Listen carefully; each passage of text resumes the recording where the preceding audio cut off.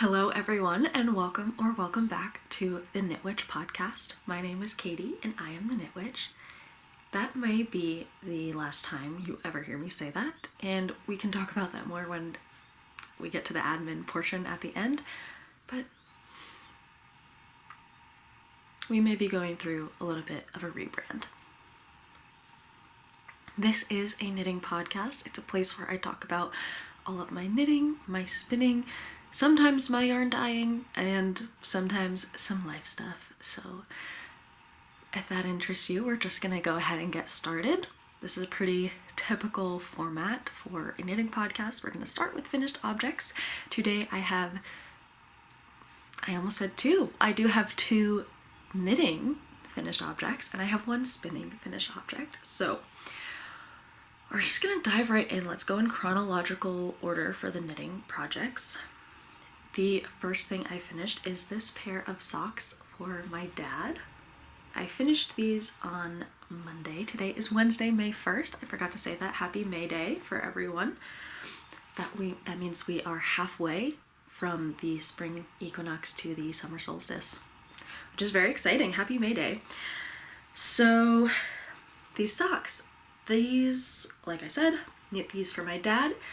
Toe up, heel flap, and gusset, as is my usual construction. They are for my dad, so they have this little bit of ribbing on the sides and then some ribbing on the cuff, as one does. I like to have fun with my ribbing. I don't like to do 2x2 ribbing because that's so boring to me. So we have a couple of, I don't know if you can see them here, a couple of 3-stitch columns. This is yarn that I dyed myself. It is my colorway I'm calling As Seen from Space. It is not in the Etsy shop, but I have the listing as a draft. I just need to take photos, but I am perpetually lazy, so that has not happened yet. But this is a 72 stitch sock, so the way that the color pools, I love how it zigzags on the cuff right there. That's really cool to me. The way that the color pools ends up with these little like spiralizing stripes, which I usually do not like, but for some reason with this combination of colors, it's like my favorite thing. I think it's absolutely sickening. So finished these for my dad. Now that I've shown them on the podcast, I will give them to him this afternoon. The second finished object I have for knitting is also a pair of socks, which I will not show you that much of because I'm releasing this pattern in approximately a month or so, maybe 2 months. We'll have to see. So this is, I can't even tell you the name of it, but it's a sock pattern. These socks are for me. Hold them back here so you guys can see the color a little bit better.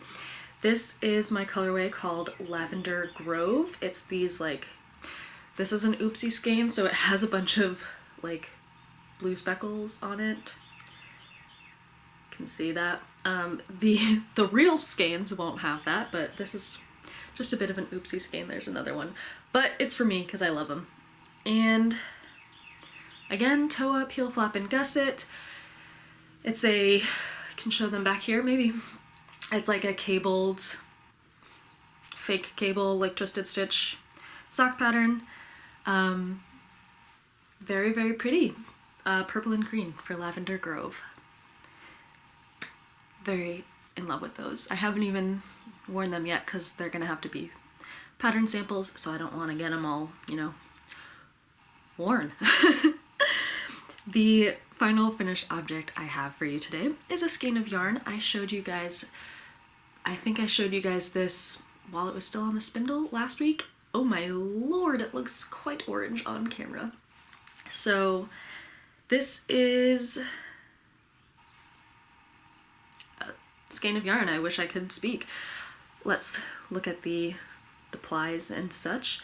So this is a skein of 100% Corriedale. It is 53 grams and 130 yards. It is so pretty. I love this. Look at, I don't know how well you guys are going to be able to see, but I feel like I did kind of a stellar job with this. Not to toot my own horn too hard, but I think it looks really stinking good. we're just gonna, you know, bask in its glory. So this, I kind of gave you guys like the whole rundown last week, which was like an hour-long episode, so I'm so sorry for you guys.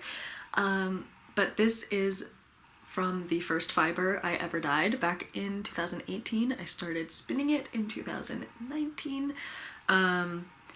So now I have like 7 skeins of, I dyed it in a gradient from red to yellow. I have 7 other skeins of it in the red and orange variants that suck, because that was when I was first learning to spin.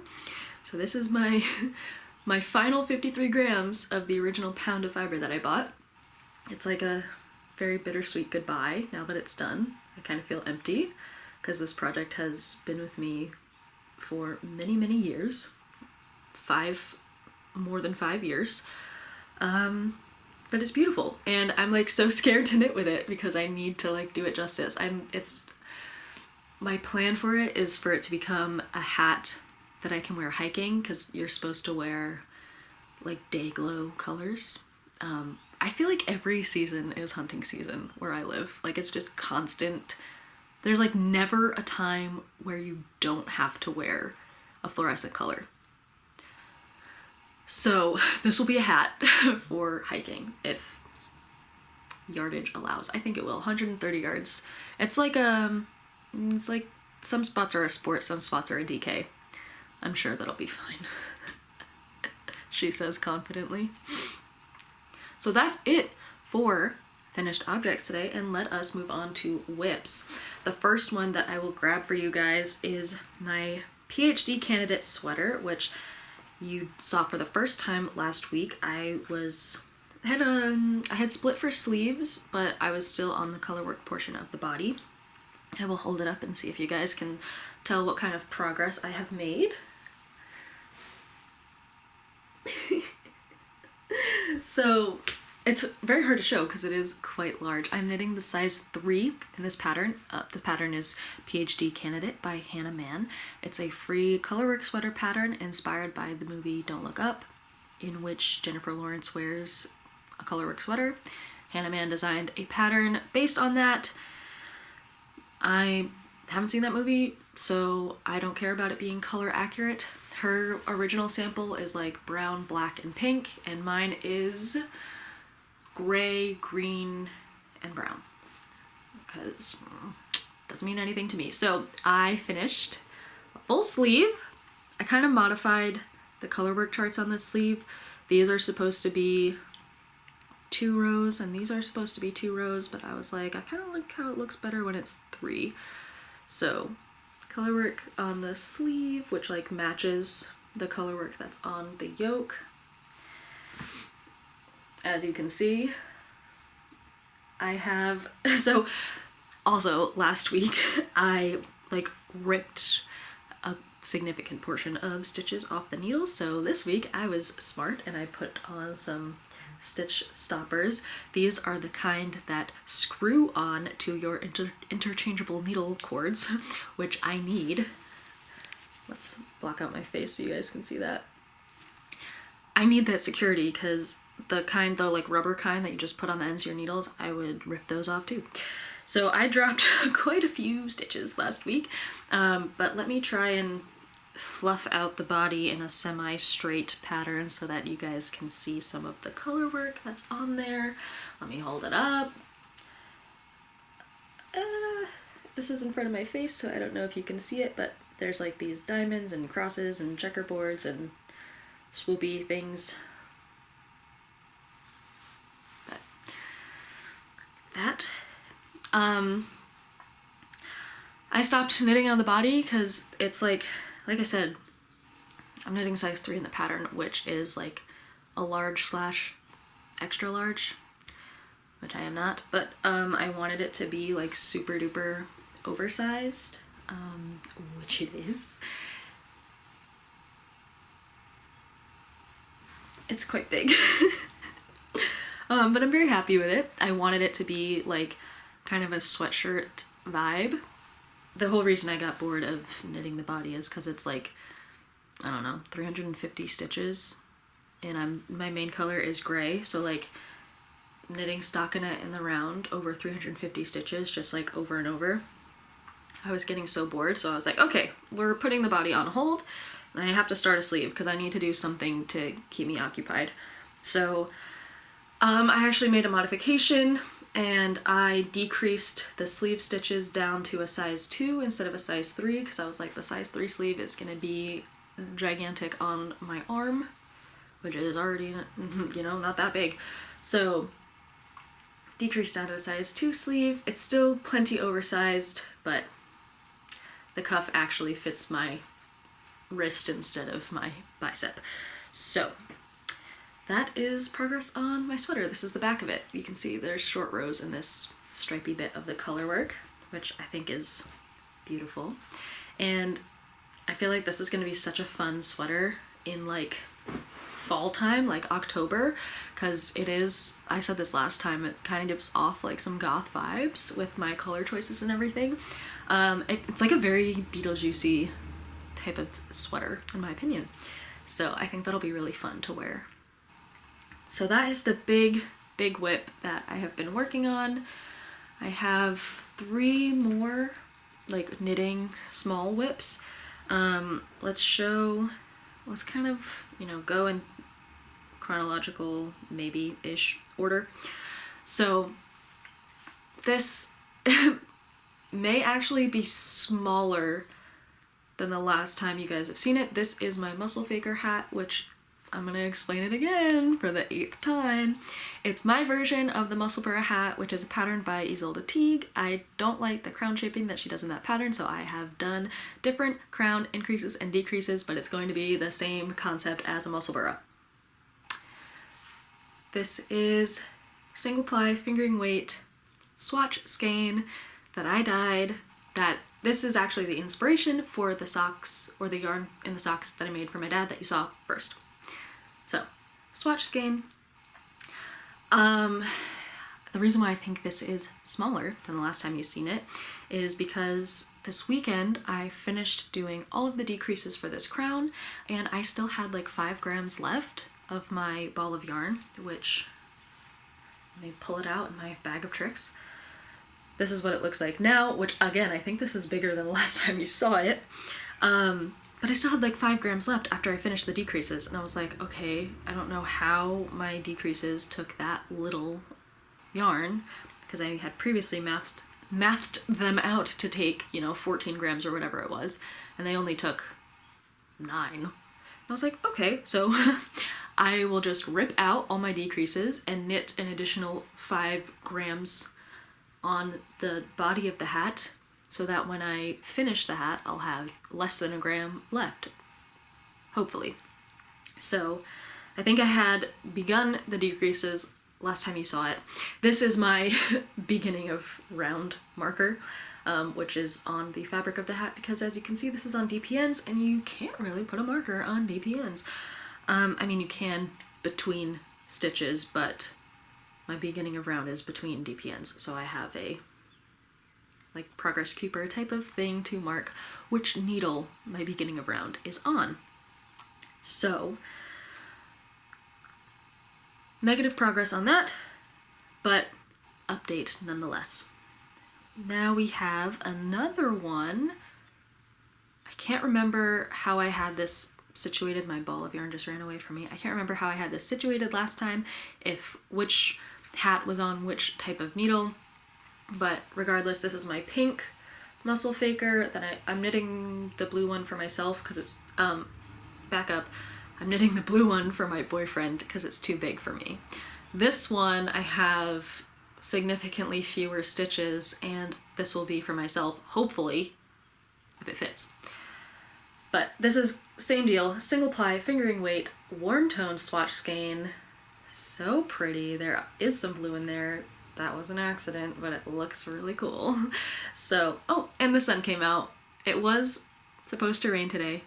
Now the sun is out. There will probably be, or has been, a glare on my glasses. I apologize for that. This is my Mussel Faker for myself. There's really, like, there's hardly any progress. It's like a yarmulke. There it is. And final work in progress is the DK weight socks that I'm knitting for my dad.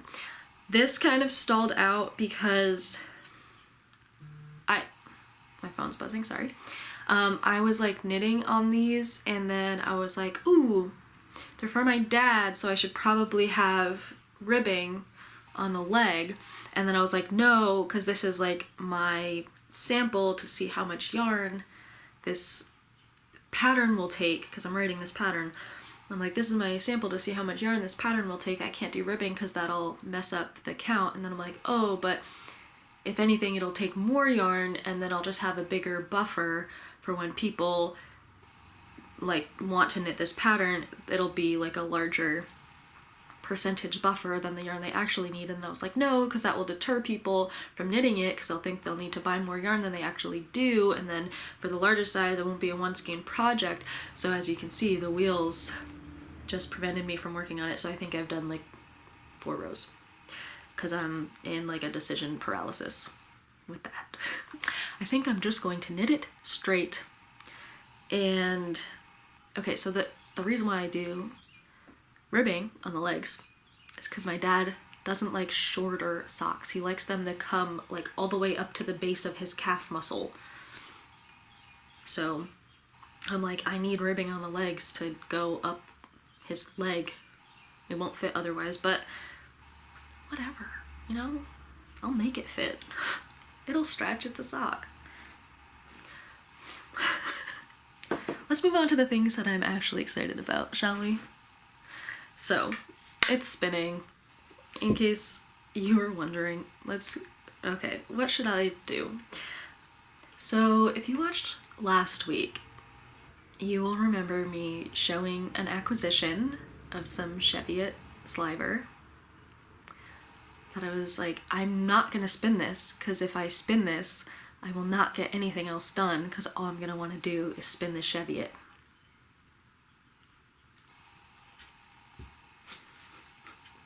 Here it is! This is half of it. So this is 2 ounces of Cheviot. Let me do it this way, because I think it might be better. I've never spun sliver before. It was very interesting.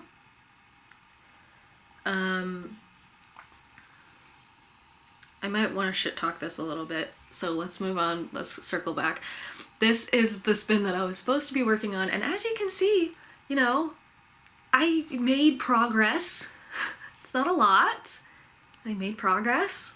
This is Paradise Fibers Multi Merino in the colorway Emerald Bay. It's like a superwash merino combed top, which is like the most freaking boring thing you could ever possibly spin. So I hate spinning this, but I need it for a project, so I gotta do it, you know? So I filmed last Monday is when I filmed, and I made it all the way to Thursday before I broke into the Cheviot. And I was like, I gotta do it, because it's just like screaming at me from my closet. I'm like, I need to spin it. So from, you know, Monday, Tuesday, Wednesday, I worked on this spin. And this is not that much. I keep trying to motivate myself to work on this by being like, this is half done. It's half done. I'm more than halfway done now. I'm more than halfway done, so I should just finish it. This is just over an ounce. Just the easiest bit over an ounce. And what I'm gonna do is, it was a 4 ounce braid. I, you know, split it into many long strips. 2 ounces will be for 1 ply, 2 ounces will be for another ply, ply it together to make a 2 ply.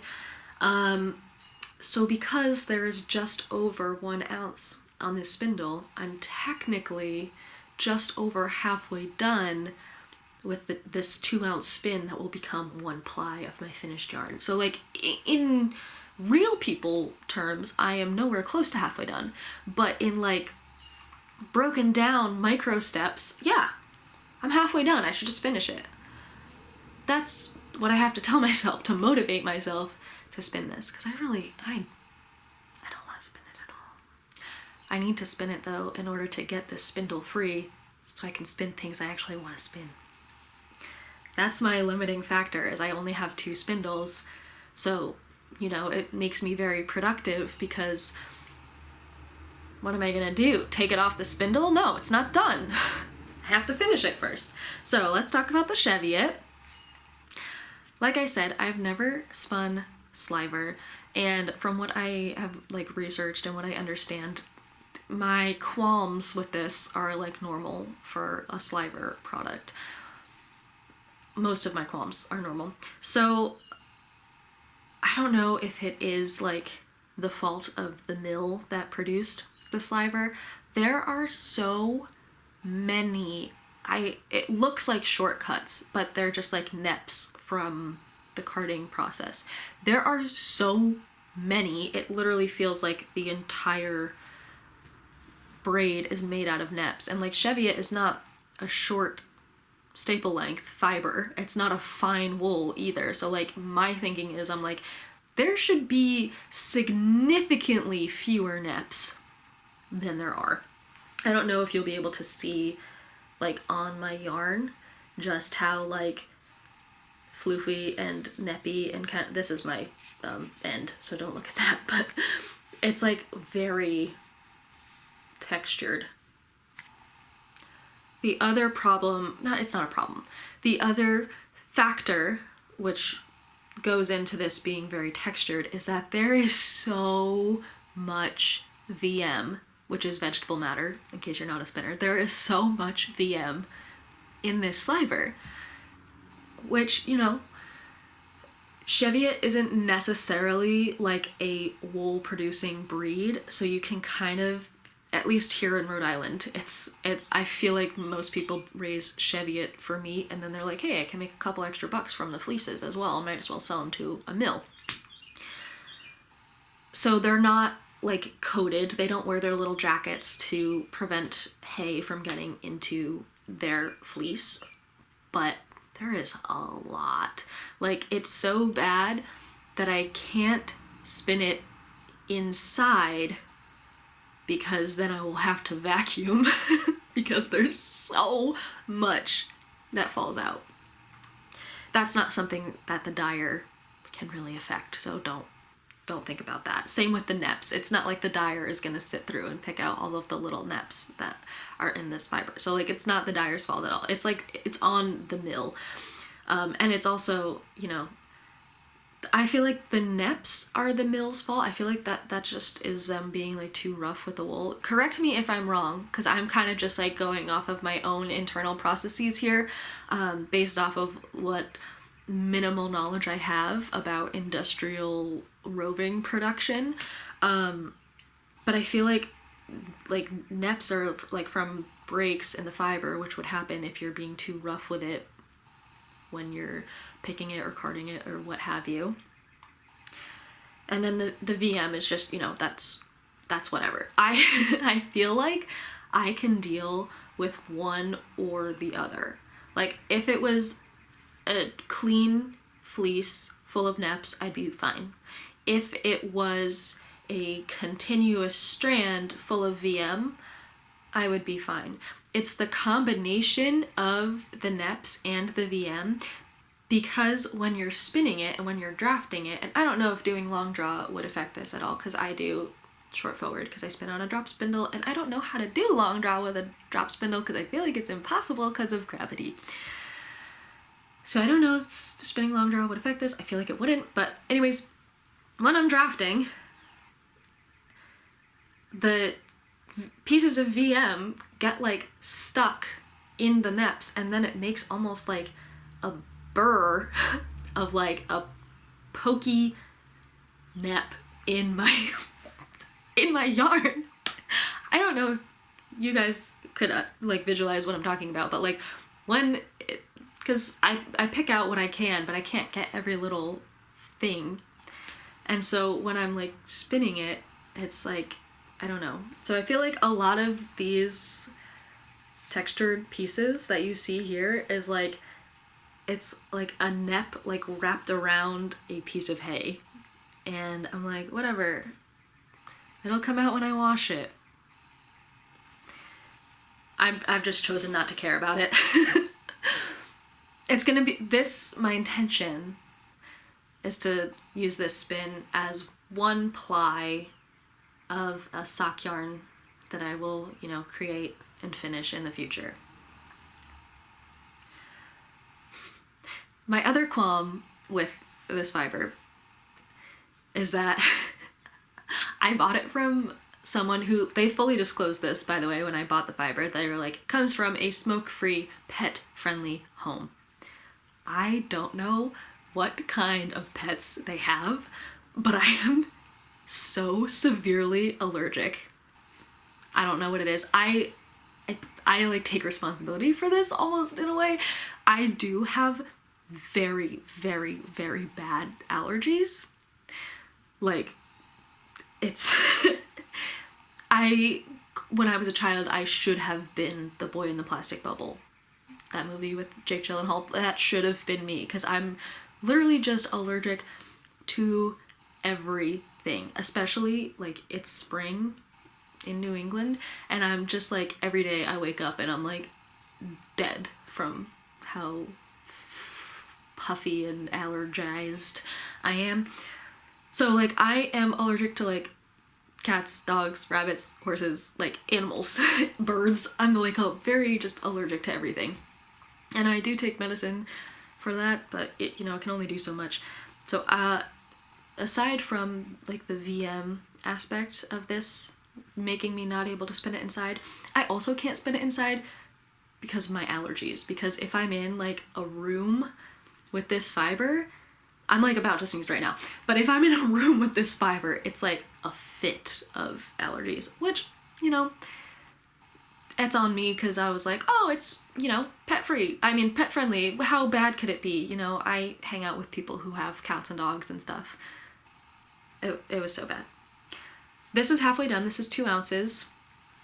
It was a 4-ounce braid. I really don't think I'm gonna get another 2 ounces on the spindle.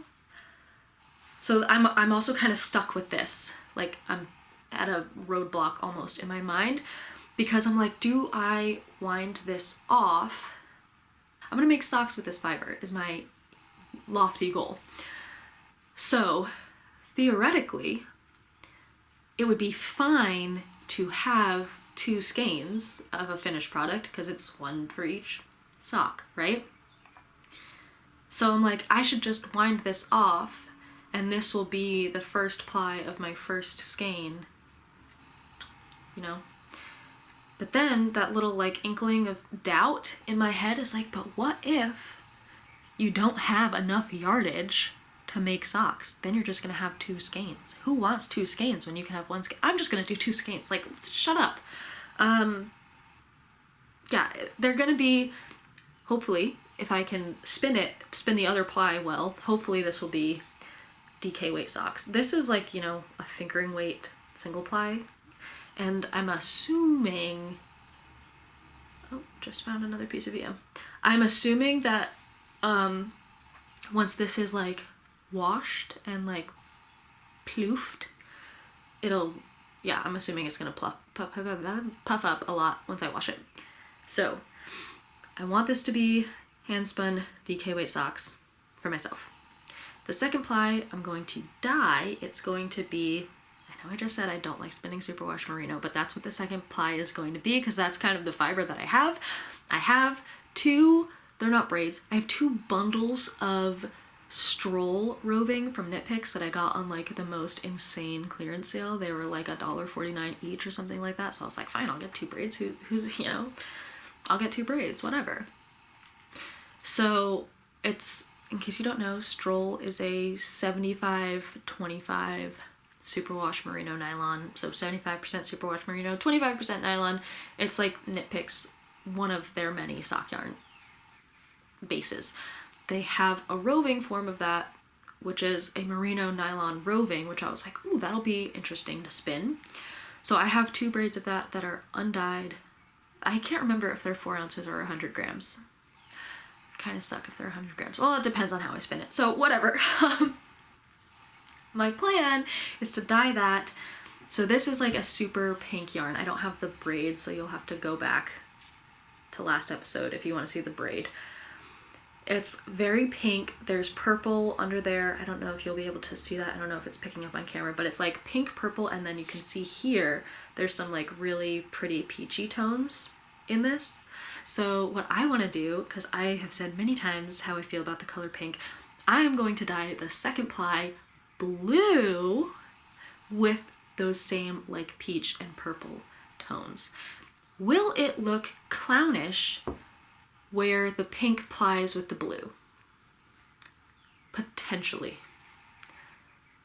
It might also look clownish where the blue plies with the orange. I don't care, it's gonna be socks. So that's my plan. Is that it? That's it for my works in progress. Wow, going so fast today. I have acquisitions. I know I've been saying it's a rare segment of the podcast. I'm just in a buying mood. It's Taurus season, right? It's what, May 1st? Yeah, it's Taurus season. Who's gonna fault me? It's Taurus season. Okay, so I have some things that I acquired. Okay, one of them I won, so let's show that first. So this, oh my god, I love this, by the way. So this is from Stitchin' with Yarn. That's her label. And she posted a picture of the dye pan on Instagram, and she was like, what do you guys, she's like, I have a couple names in my head for what this is. What do you guys, what does it remind you of? Like, whatever. I think she said, I don't know if she disclosed in the caption that someone would win, but whatever. So I commented and I said roller rink, because the photo that she had in the pan was like half black yarn and then like half neon rainbow. And I was like, oh, roller rink, because when I used to go to the rink, which has closed down because people in this area, I guess, don't like to have fun. When I used to go to the rink, anyways, I would wear like neon, or I would wear white because they had black lights and that would like reflect off the white. It was really cool. We would all wear glow sticks. It was a whole big thing of like all the lights would be off. There would be like disco balls and black lights, and I'm sure you guys have been to a roller rink before. I feel like that's, you know, a common experience. I was like, wow, that black with the neon really reminds me of the roller rink. And then she messaged me and she commented, she like tagged me in the post. She was like, congrats, you've won, send me your address. And I was like, oh my god, like, thank you. So this came super fast. She like shipped it on Saturday and it came on Monday. It was insanely fast. So this is called, I don't know, can you see that? Roller skating rink. And so this is on her sock base, which she didn't specify what base she was sending me. She just said, send me your address. So I was like, hi, here's my address. And then she was like, cool, I shipped it. So I wasn't like, can you please send me a sock base because I love making socks? And I wasn't like, can you send me a DK base because I think it would be such a pretty hat? I was just like, here's my address. And she sent me sock, which I'm so happy about because those were like my two ideas. I was like, if I get a sock base, it'll be cool socks. If I get anything other than a sock base, it'll be a cool hat. Or like, I could also envision it being like a cowl. I feel like that'd be so sick as a cowl. So this is gonna knit up, it's gonna be socks for me because I'm selfish.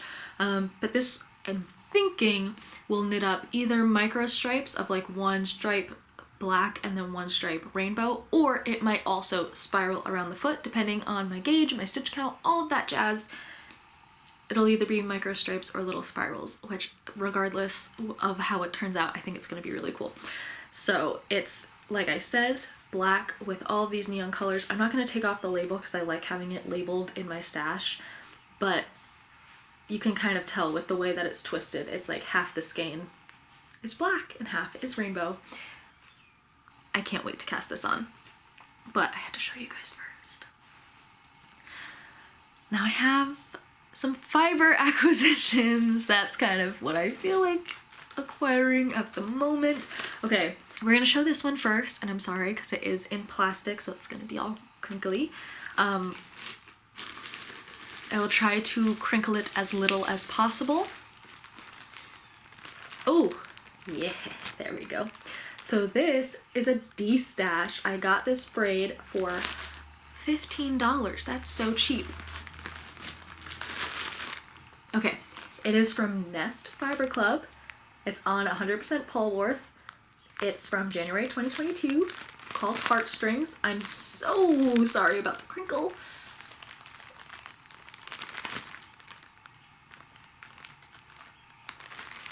Do you remember when I said how I feel about the color pink? Okay. Anyways, I saw that on Etsy. I like searched up destash fiber because like I said, I was in a buying mood. It's tourist season. We're not gonna talk about it. So I was like, oh, I'm in a buying mood. I'm gonna search like yarn destash because I can probably get some pretty good deals. That came up and I was like, I haven't tried Polwarth yet. It's in these colors that are so beautiful that I said I don't like, but apparently I love. And it was 15 bucks. I think it was free shipping too, something like that. Usually Polwarth hand-dyed braids retail from like $25 to $30. And so I was like, okay, it's half off, you know? Girl math, it's half off, so it's basically free. And you know, it's Polwarth, so I'm really just buying it for the experience. It's a bonus that it's in these colors that I say that I hate, but I really love. So I got that. That was very happy. It came super fast. The person was destashing from New York.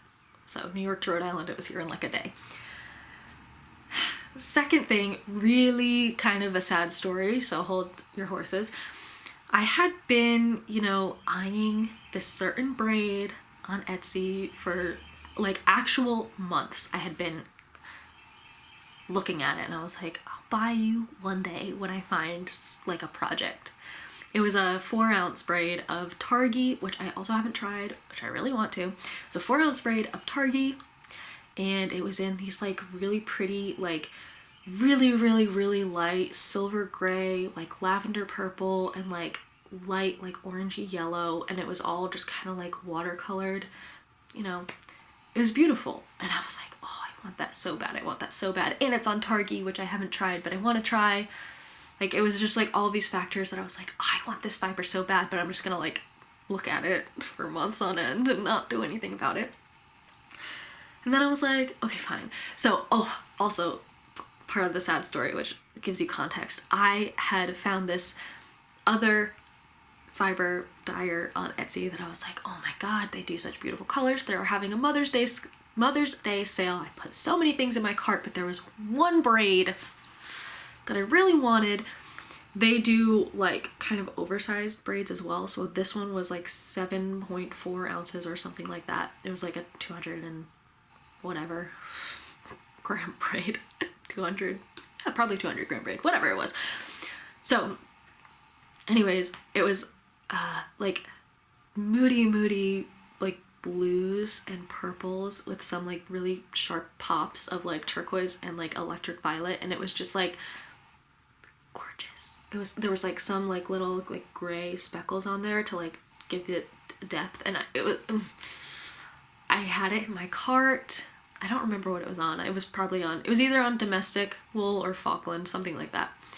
Anyways, it was in my cart. I was looking at it. I had like a bunch of other stuff from this one shop in my cart because I was like, oh, if I'm buying one, I might as well buy a ton. So I had all these things in my cart. I was like mulling it over. I'm like, okay, well, I really want to buy it, but I don't know what I would do with it. I don't really have enough fiber to ply it with. So I don't really know like what project I would want to do. I don't have like a project in mind for at least 8 ounces of fiber. Like all of these, you know, ways of talking myself out of buying this thing.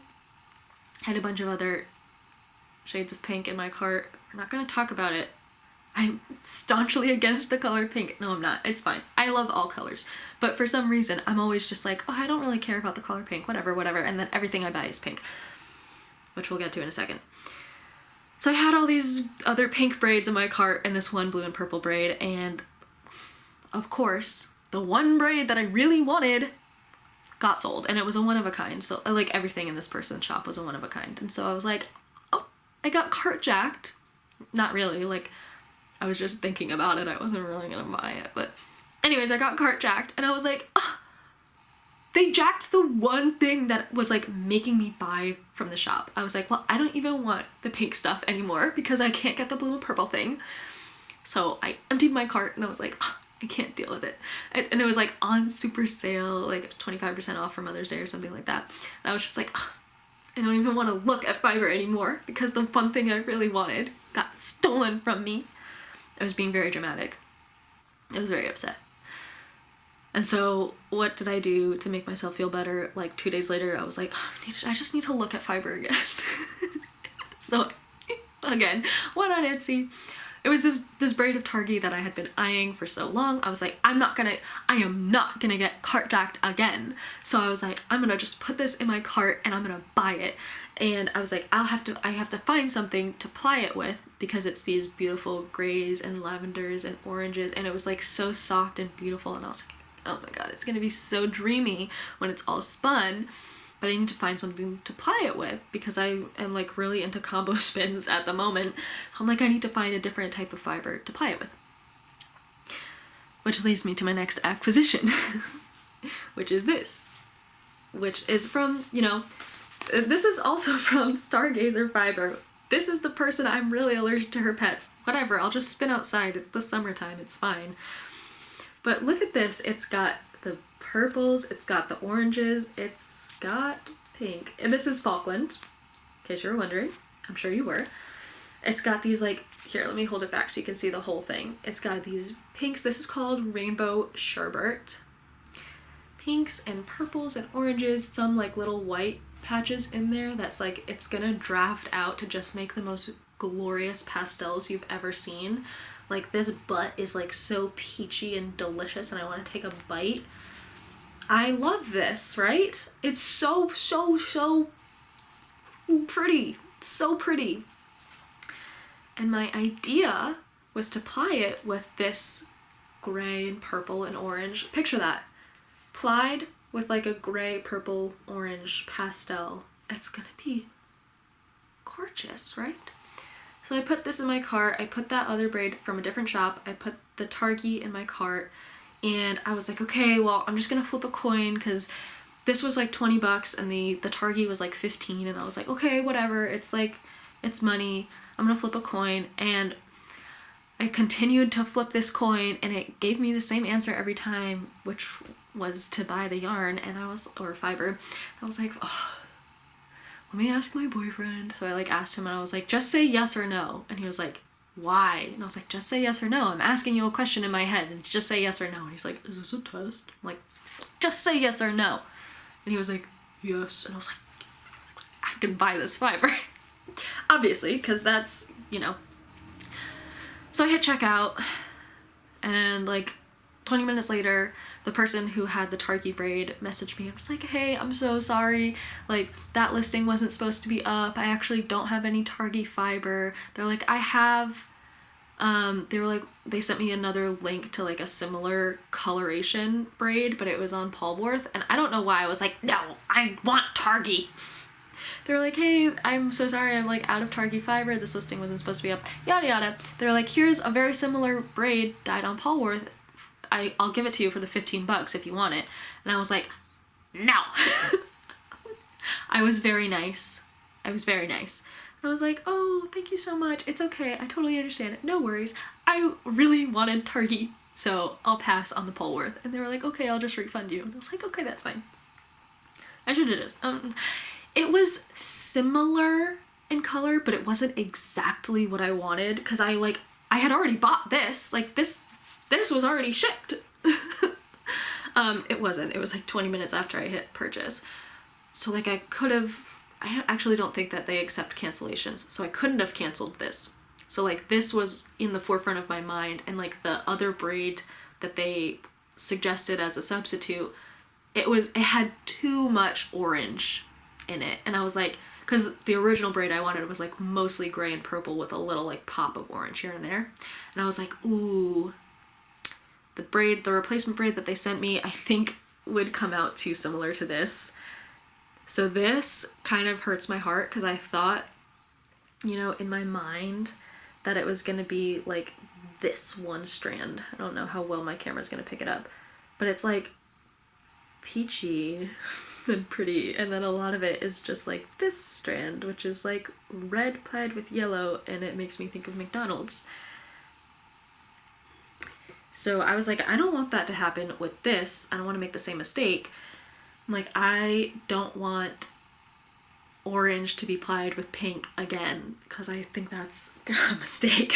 So I was like, no thank you, whatever. So now I just have this braid that I have to find something to do with.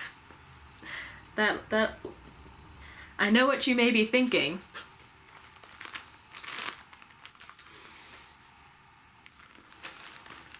They're like the same thing, like coloration wise. I don't want to do that. I don't want to apply them together. They're too similar. Now you're like, Katie, you're crazy. What do you mean they're too similar? I'm very picky, okay? I want something different. I'll just get fiber and dye it gray and apply it with the Falkland and be fine with it. Okay, that concludes this week's acquisitions. You know, it really wasn't that much when you consider that the skein of yarn was sent to me. I was good. Let's move on to boyfriend knitting and then we will wrap up. We will do like admin and stuff and we'll wrap up. So my boyfriend, I think I mentioned this last week, knit his very first hat. Oh, he completed it. I will not insert a picture because it has his face and I don't want to put him on the internet. So he was knitting it last week. He finished it this weekend. I'm so proud of him. It's his first hat. It's all over rib, 2x2 rib, the entire thing. And I was like, that is ambitious. He is nothing if not ambitious. That's a lot of purling for a beginner, which I'm glad he's doing because a lot of knitters, especially nowadays, a lot of knitters don't like purling. And I'm like, dude, you're just creating a knit stitch on the opposite side of the fabric, whatever. I don't understand the purling hate, okay? I love purling. Okay. Anyways, all over 2x2 rib hat. He funked up the decreases a little bit. They're a little funky, okay?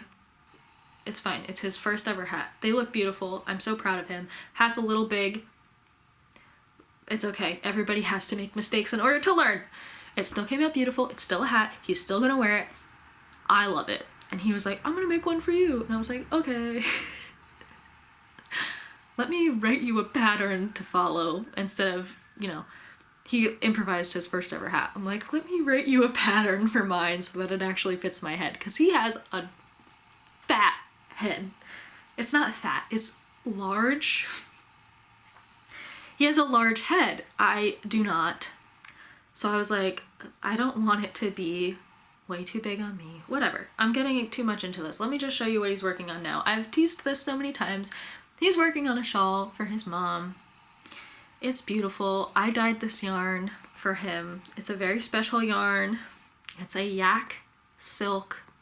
I know. It's crazy. It's expensive. It's beautiful. I'm so proud of him. He just has the little butt of the shawl done. How do I show this to you? Look at that silk glisten in the light. It's this is going to be the Wave Deck shawl by Kate Atherley, which is a semi-circular shawl. So also the needles are gonna bonk everywhere. It's kind of difficult.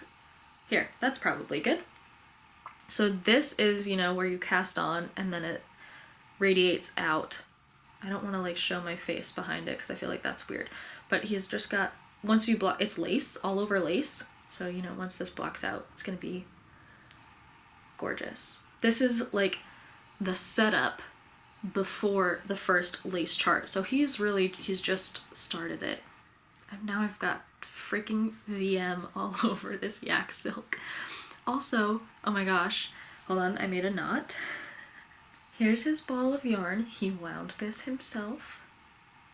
Everybody give him a round of applause. I'm sure this is his first ball of yarn he's ever wound. I don't think everyone else's first ball of yarn looked like this. Mine certainly didn't. Mine looked like trash. It's a little tight, but it's okay. We're learning. So proud. He's doing such a good job. He needs to print out, I've told him this 1,000 times, he needs to print out the lace charts because they are they're easy stitches. It's literally yarn over, knit two together, SSK, and S2KP. That's the hardest stitch, is an S2KP. I am of the mind that lace is easy. I don't know if I'm just so naive, but I think lace is easy. I think everything you're doing, every action, every individual action that you perform in lace work is easy. I think the hard thing is paying attention and following the chart. Controversial opinion, paying attention is the hardest part of lace, which some may argue that is what makes lace hard, is paying attention. They may be right. I think lace is easy. Fight me. Okay, so that is it. He just needs to print out his lace charts and then he will be golden. And he'll be, you know, that'll be done in no time.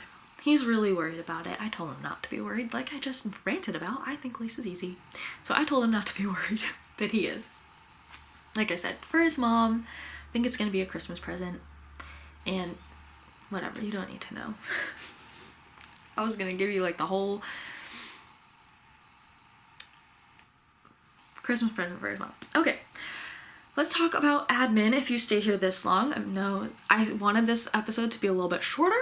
Don't know if that's gonna happen. We'll see how much I can edit down. So, like I mentioned in the beginning of the episode, and maybe the last time you ever hear me say, welcome back to the Knit Witch podcast, that is because we're going through something of a rebrand over here. So, Gabby from also the Knit Witch podcast reached out to me and she was like, hey, just so you know, we have the same podcast name. And I was like, oh, thank you for telling me. So, I don't know how in-depth I want to get with this. She's super nice. You should go watch the other Knit Witch podcast if you so choose. She was super nice about it. She's like, not saying, you need to change your podcast name. This is on me. So, the whole reason mine is called the Knit Witch podcast is because my brand, if you want to call it that, is the Knit Witch shop, which is where I sell my hand-dyed yarn and other things. So, I was like, oh, well, it makes sense because I have the Knit Witch shop, so I have the Knit Witch podcast as well. But I've had, you know, the Knit Witch shop since 2018, and do I really want to be associated with my 19-year-old self? Not that much. Like, my freaking frontal cortex is fully developed now, so like, I'm not the same person that I was pre-COVID, you know? I'm not the same person that I was when I was still in college. So I don't mind rebranding. I have plenty of ideas. It'll still, you know, it'll still be me. It'll still be the same quality product. It just won't be under the Knit Witch brand anymore, which is fine.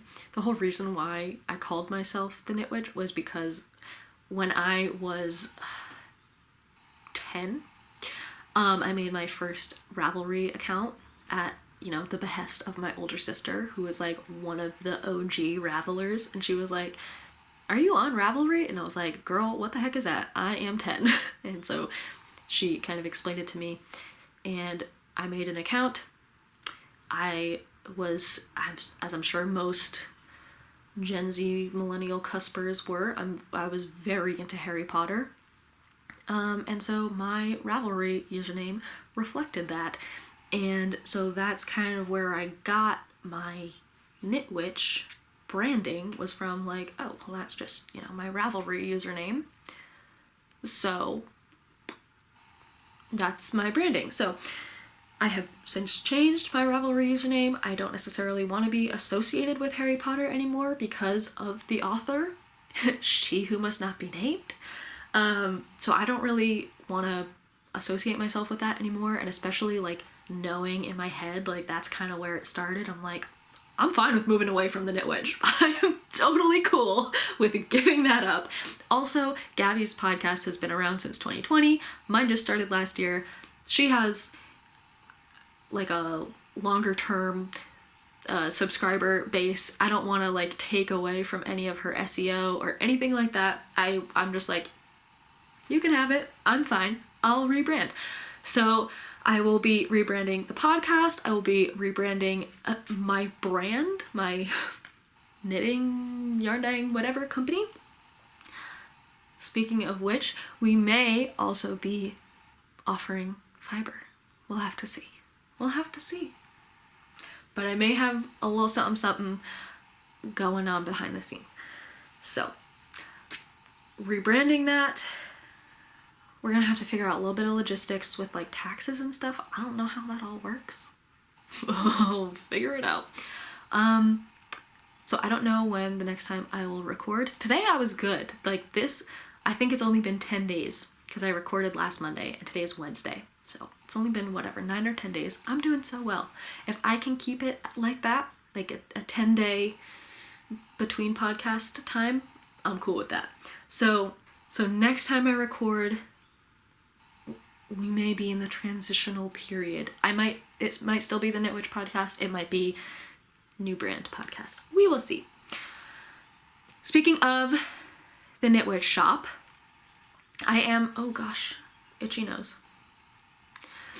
Speaking of the Knit Witch shop, I am still having a sale. Everything in the shop is on sale until Mother's Day, which in the United States is Sunday, May 12th. So, I don't know, if you need a little present for your mama, some yarn would be a great idea. Everything in the shop is 25% off until Sunday, May 12th. Doesn't have to be a gift for your mom, it can be a gift for you. Also, that'll help me clear out all of my Knit Witch yarn labels that I have. Just get those out of here. So, everything in the shop, 25% off until May 12th. I think that is it. Pretty good. Only like 5 minutes for the admin section. That's not too bad. Next week, what do I think we'll have? Hopefully, I'm gonna work on this weekend, I think. I'm gonna get the 2 ounces done on this. This, I think I talked myself into winding it off and not trying to stuff another 2 ounces onto this spindle. I think that's a fool's errand. So this first ply of the first skein is done. This we're gonna try and get done. You'll probably just see, I think next week, prediction time, you will see another 2 ounces of Cheviot on the spindle. You will see stroll. If I can get my crap together, get my butt in gear, dye up the stroll roving and start spinning it, hopefully this spindle will be stroll for the sakis. That's what I'm working on. That's what I'm doing. Sweater will not be done. I can almost guarantee you that. Maybe the other sleeve will be done because I finished that sleeve in a day. I didn't even say that yet. I started it yesterday afternoon, worked on it at night, and finished the tubular bind off this morning. Sleeve in a day. Next week might have 2 sleeves. When I put it that way, that sweater might be done. Sweater might be done. You know, what we all really need is a worsted weight color work sweater at the start of summer. I think that's all what we need. Okay, so thank you everyone so much for watching. Thank you for sticking with me. Thank you for being understanding about the rebranding. A little bit of a rhyme there, I think. Maybe a slant rhyme. Thank you again so much for watching. Thank you for interacting with me in any way, shape, and form. I will see you again very soon on the next episode of the podcast, although it may not be the Knit Witch podcast, so we'll just leave it at that. But until I see you again, happy making.